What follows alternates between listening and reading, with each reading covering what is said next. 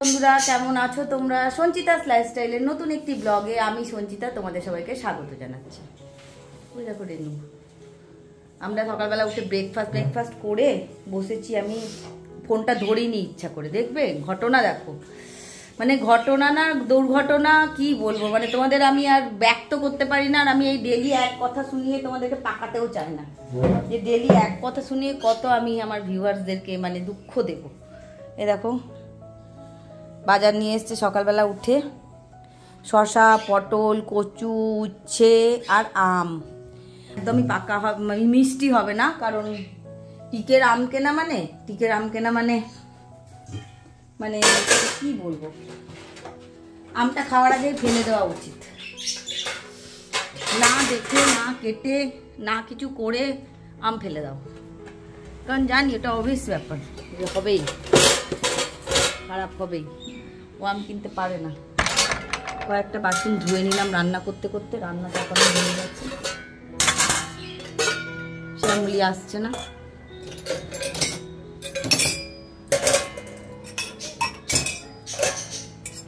বাসনগুলো এখানে থাকলে না রোদে থাকে, শুকিয়ে যায়। এইখানে গিজগিজ রান্না করে জল গিজগিজ করতে থাকে। আমি রান্না করতে করতেই অর্ধেক বাসন এখানে দিয়ে যায় মেজে। চলো, সবজিগুলো কেটে রেখেছি, শাক চাপিয়েছি, আজকে কলমি শাক এনেছে। দেখি আর কি রান্না করি। ভাত চাপানো হয়ে গেছে, এটা শাক আর ভাত চাপানো হয়েছে। যাব অন্য তরকারি কি বানাই দেখি, কাটি, তারপরে দেখছি। ফ্যানটা কথা শোনা যায় না বলে অফ করে দিয়েছি। মাশরুম আছে ফ্রিজে, বার করি। মাশরুমটা বেশি বাসি খাওয়া উচিত না। কি আছে দেখি, মাশরুম।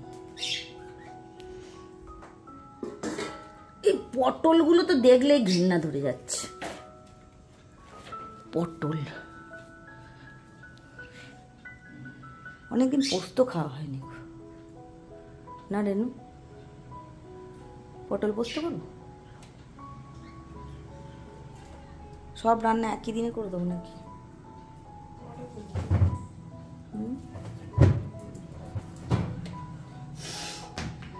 শশার যা দাম হয়েছে, আর ডেলি শশা খেতে বলেছে। শশা কি খাবে? শশার প্রচুর দাম। সবজি কি আছে, গাজর, মাশরুমটা রান্না করি, তারপরে দেখছি অন্য কিছু। আগে ভাববো, আগে মাশরুমটা কাটি। কলমি শাকটা ভাজা হয়ে গেছে, এরপরে কলমি শাকটাকে নামিয়ে নিয়ে সাঁতলে নেব। তোমাদেরকে এর আগে একদিন আমি দেখিয়েছিলাম আমি কিরমভাবে কলমি শাক ভাজি। সবার একটু আলাদা আলাদা নিয়ম হয়, আমার আবার একটু আলাদা নিয়ম।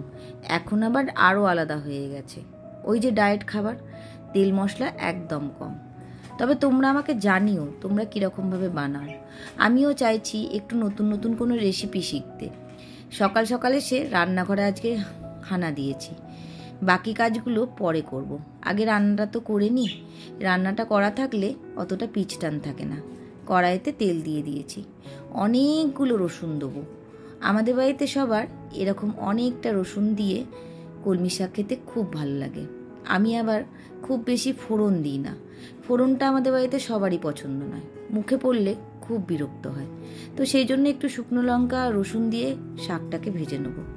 শাকটা ভাজা হয়ে গেলে বাকি রান্নাগুলো করব।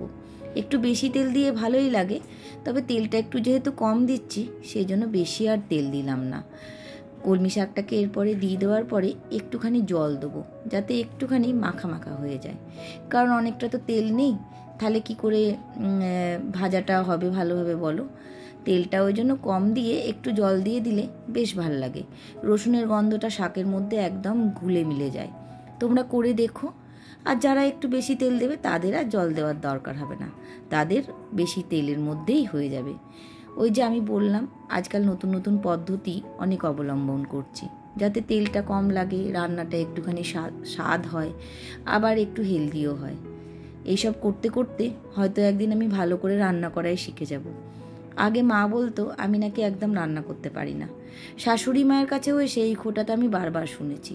আমি নাকি খুব হেঁসেলচোরা, কাজ আমি শিখতেই চাই না, রান্না শিখতে আমার যত অ্যালার্জি। সত্যি করে জানো, আমার ছোট থেকেই কোনোদিন রান্না করতে একদমই ভালো লাগতো না।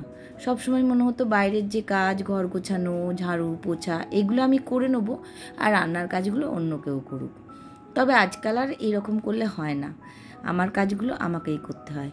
আর আজকে একটা খুব প্রিয় সবজি বানাচ্ছি, মাশরুম দিয়ে সয়াবিন দিয়ে একটা তরকারি বানাবো।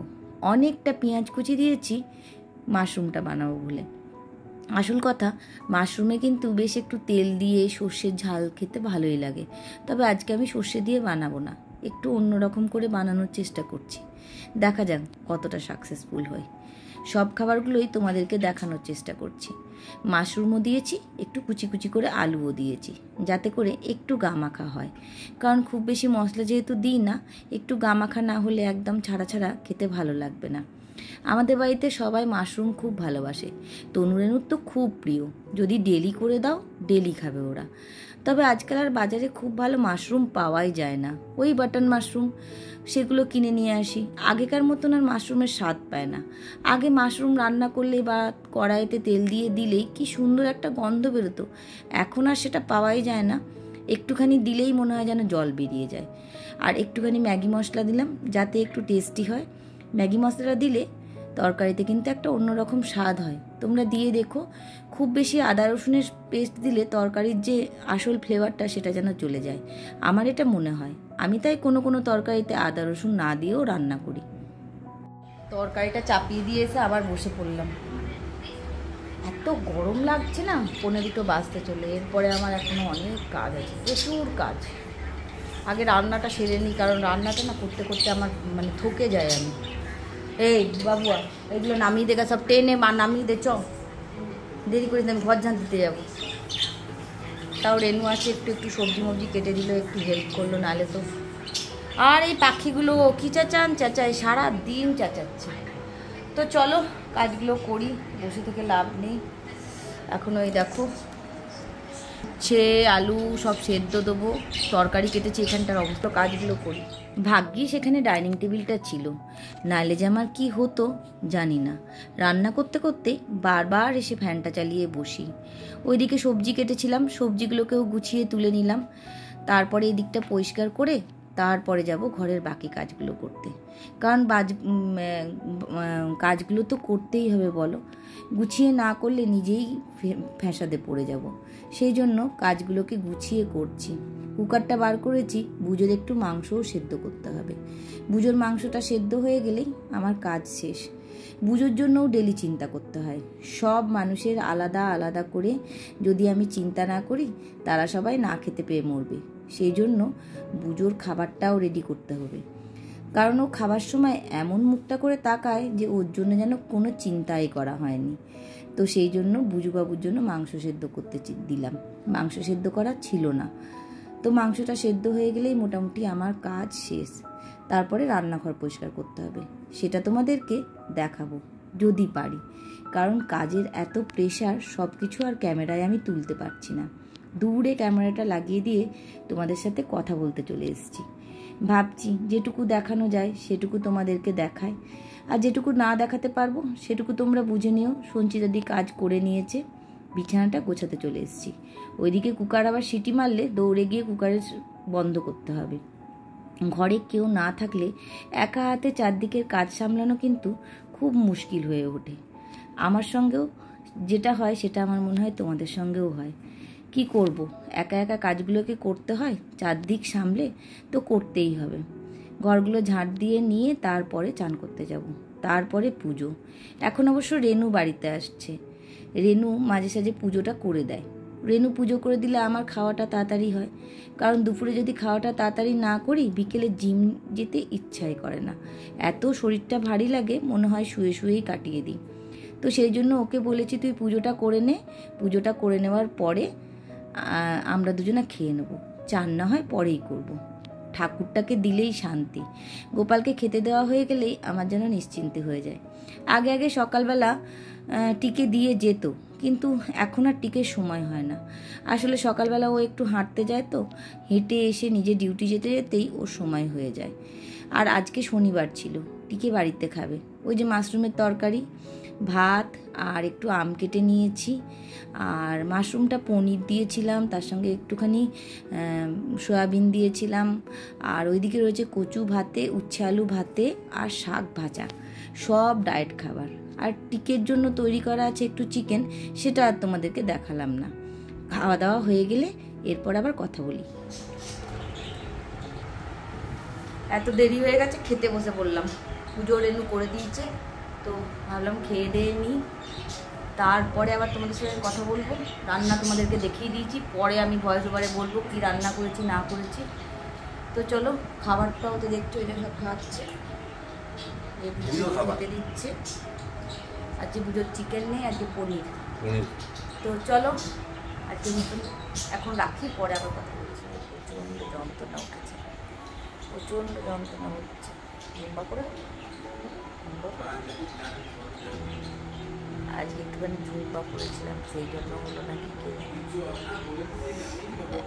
এখন যদি টিকে বলি গালাগাল দেবে, এক্সারসাইজ করতে করো, তোমার আবার ঝুম্বা করার কি দরকার আছে, ওই জন্য বলা চলবে না।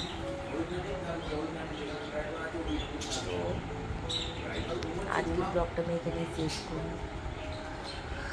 এই জানি না, কিছু খেতে উঠতে আমার ইচ্ছা করছে না, উঠবো কিছু খাবো, খেয়ে দিয়ে শোবো।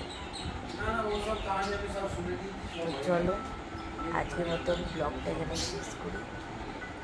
এমনি বসে আছে, কোনো পড়া বা কাজ কিছু আছে এমন ভাবে বসে থাকে না মেয়েটা, কোনো কিছু করে না।